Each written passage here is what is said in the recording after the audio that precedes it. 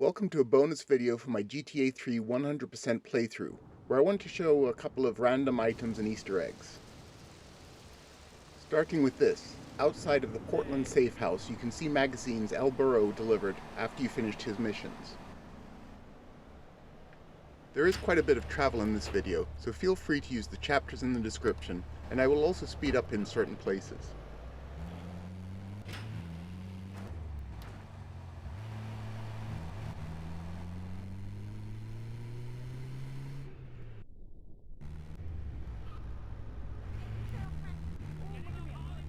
One thing Rockstar enjoyed doing is hiding veiled references in the game. If you look around, they are everywhere. As we head down to the subway station, you can see tabloid newspapers, posters referencing famous actors, movies, and plays.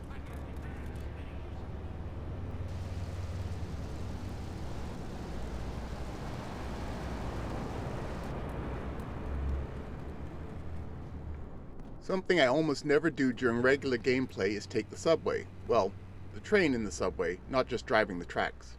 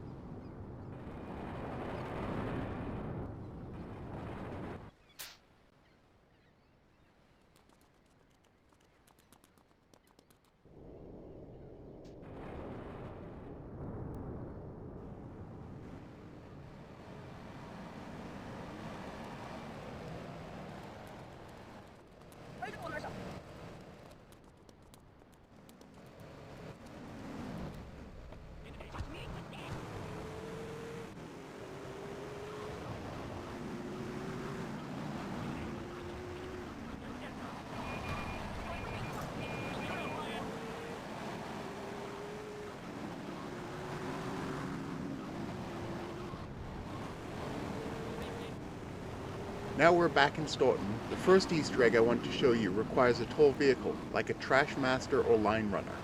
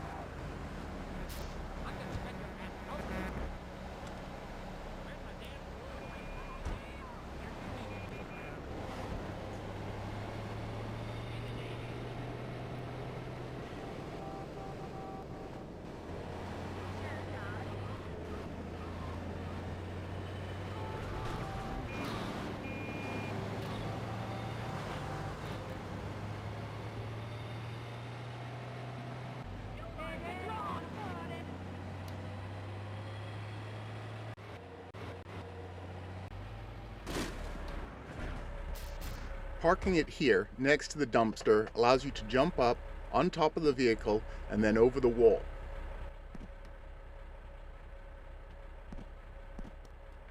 Once you get back here, you can run over to this corner and find this sign.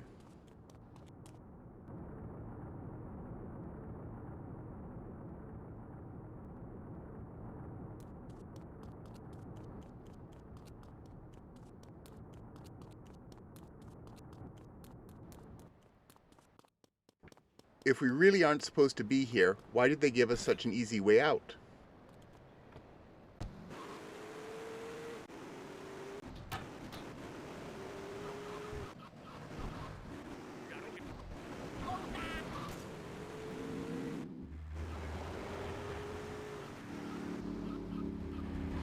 For the next Easter egg, I'm going to head into this internet cafe.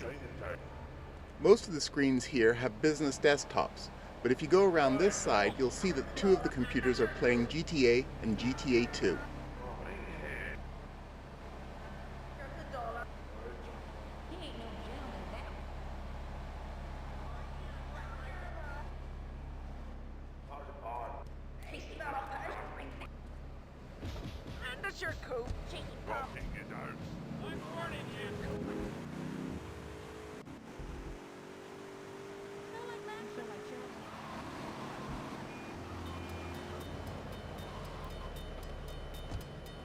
And as we head over to Shoreside Vale, we see this billboard saying, "See you in Miami." Is this a reference to Vice City?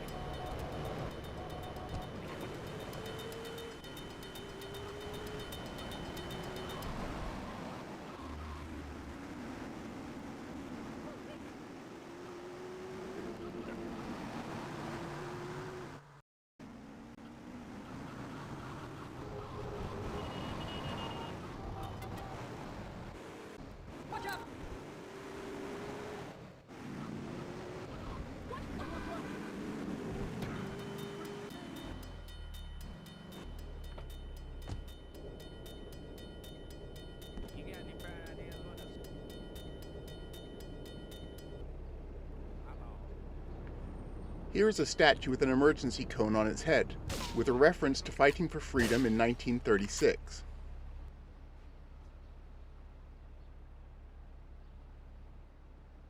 I gotta go on vacation.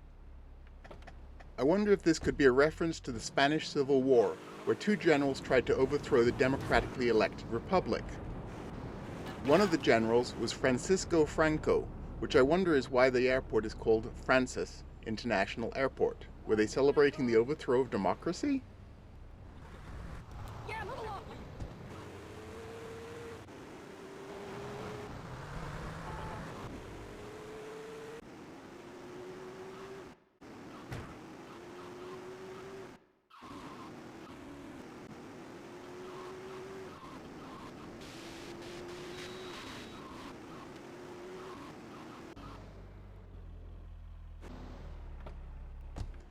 Another well-known Easter egg is using the sniper rifle on the moon.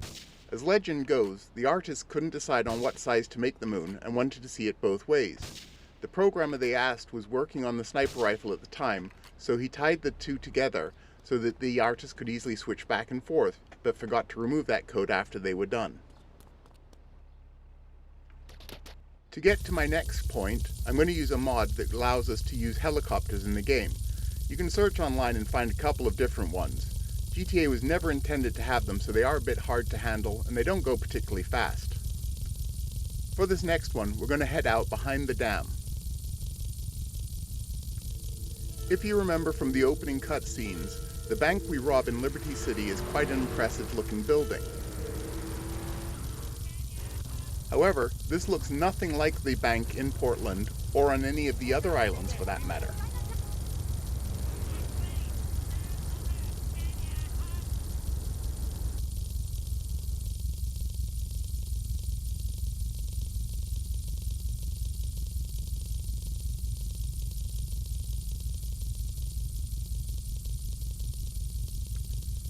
But as we get out here past the dam, we suddenly find a new little location.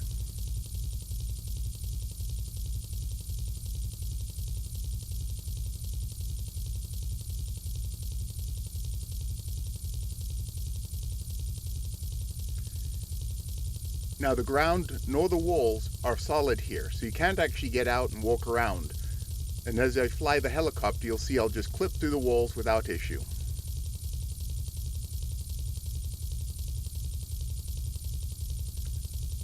This is the alleyway we come out through the back of the bank from.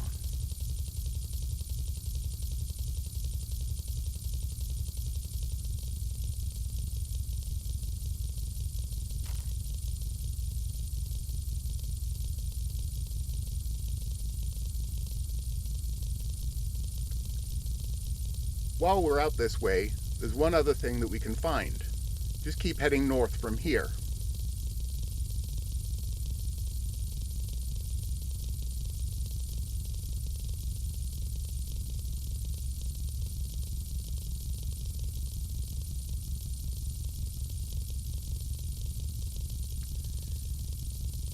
It looks like several of the designers decided to give themselves a little extra credit by putting their names onto the map.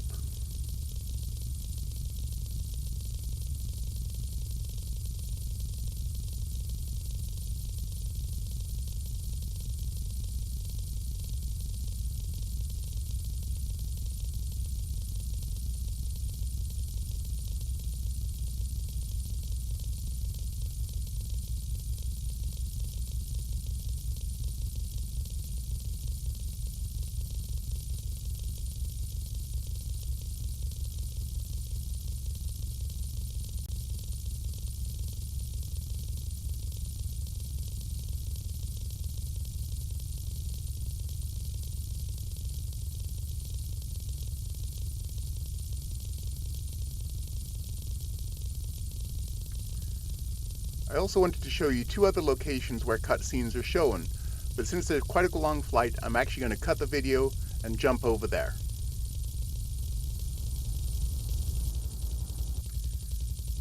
As we fly over this portion of Staunton, you'll notice that some buildings don't have roofs, and even they don't have floors if you look through the center of them.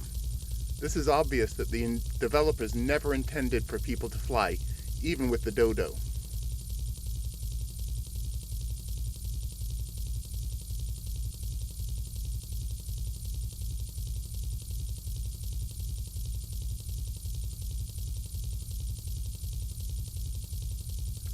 On top of the casino here, you can see the location where the cutscenes with Kenji are usually shown.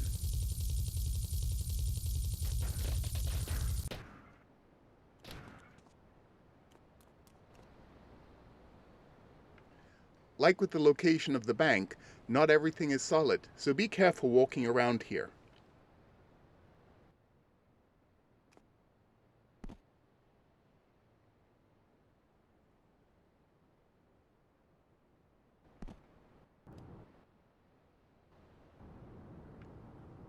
This portion over here, next to the hot tub, has no floor.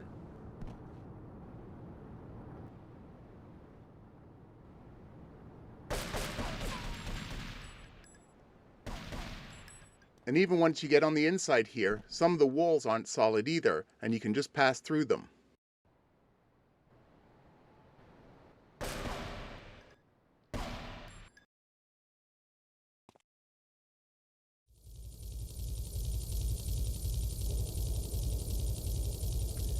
And here's the final location I wanted to show you. You'll recognize this as the place where the Donald Love cutscenes were happening.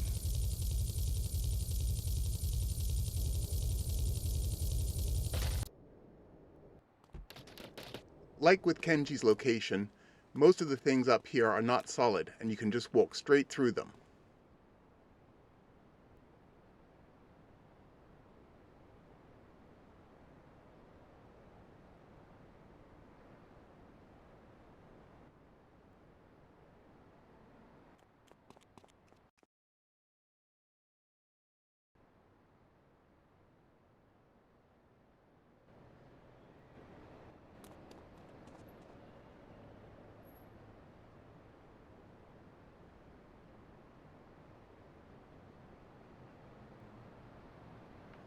I've often wondered if the developers were ever going to do anything more with the Donald Love storyline and what was in that box.